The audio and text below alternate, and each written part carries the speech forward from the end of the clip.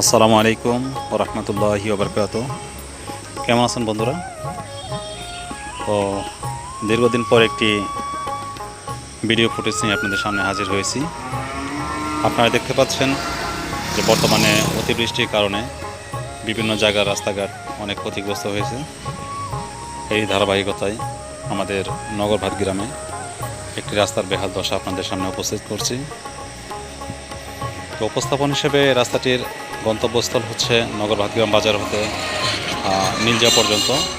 বিভিন্ন সময় বিভিন্ন সরকার এখানে আসলেও বিভিন্ন মেম্বার চেয়ারম্যান অনেক আশ্বাস দিলেও আজ পর্যন্ত উন্নয়নের ছোঁয়া লাগেনি রাস্তাটিতে।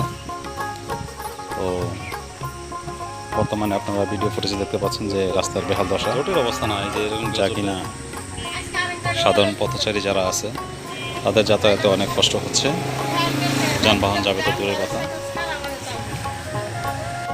তো আশা করব বাংলাদেশ সরকারের, স্থানীয় সরকার ও পল্লী মন্ত্রণালয়ের যে অধীনে যে রাস্তাঘাটগুলো রয়েছে এলজিইডি আন্ডারে, তারা তাদের দৃষ্টিগোচর করছে অতি সত্বর আপনারা এখানে রাস্তাটি মেরামত করার চেষ্টা করবেন। তার কারণ এই রাস্তা প্রতিনিয়ত প্রত্যেক দিন হাজারো মানুষের চলাচল। ধন্যবাদ সবাইকে।